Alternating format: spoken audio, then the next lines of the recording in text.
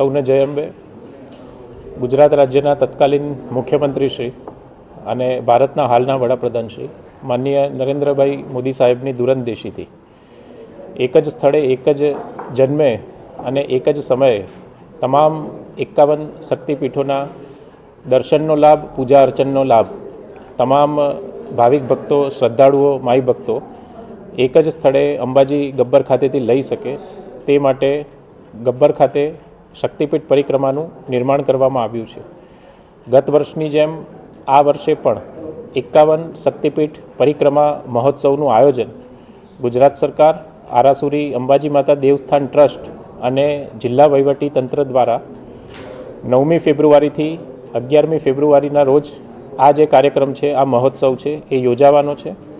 જિલ્લા વહીવટી તંત્ર દ્વારા હાલમાં 20 કરતાં વધારે સમિતિઓની રચના કરી અને આ અંગેની તૈયારીઓ પૂરજોશમાં ચાલી રહી છે તથા કોઈપણ યાત્રાળુઓને, કોઈપણ શ્રદ્ધાળુને કોઈ જાતની તકલીફ ના પડે તે માટેની વિશેષ તકેદારી રાખવામાં આવી રહી છે.